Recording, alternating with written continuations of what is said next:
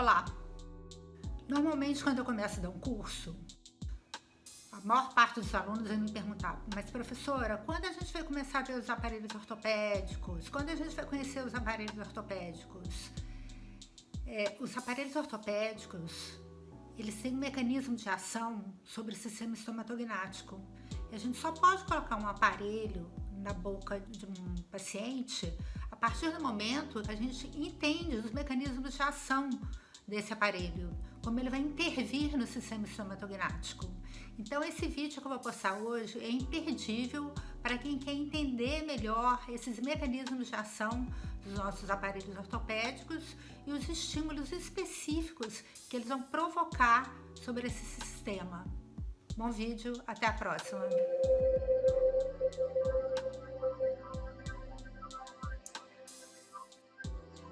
Le squelette évolue au fil des âges de la vie.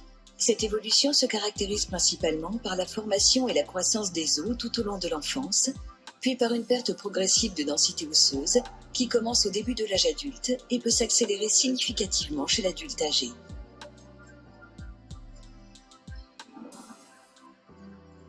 La densité osseuse est modulée par un groupe de cellules, notamment les ostéoclastes, cellules responsables de la résorption osseuse, et les ostéoblastes, qui comblent les cavités de résorption créées par les ostéoclastes.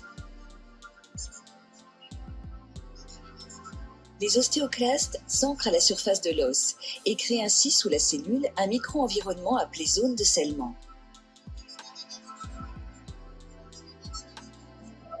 Au sein de cette zone, les ostéoclastes créent un environnement acide qui dissout la substance minérale de l'os.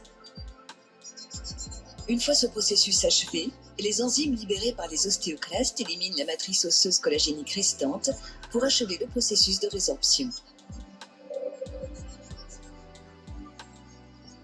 Après la résorption, les ostéoblastes migrent vers l'espace de résorption et commencent à produire et à former un dépôt de matrice organique appelé tissu ostéoïde. Principalement constitué de collagène, le tissu ostéoïde forme un support sur lequel les minéraux commencent à se cristalliser, notamment le calcium et le phosphate. Certains ostéoblastes actifs sont pris dans la matrice qu'ils sécrètent et deviennent alors des ostéocytes. D'autres ostéoblastes mourront par apoptose, c'est-à-dire par mort cellulaire programmée, ou redeviendront des cellules bordantes à la surface de l'os. Ce cycle de résorption et de formation au même site osseux est appelé remodelage. Il existe également un processus où la formation de l'os par les ostéoblastes intervient sans résorption osseuse préalable par les ostéoclastes.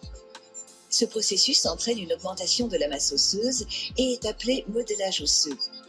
Le modelage osseux favorise la croissance des os et joue un rôle important dans le maintien de la résistance osseuse. Le remodelage joue également un rôle important au cours de la croissance osseuse par l'optimisation de la structure de croissance.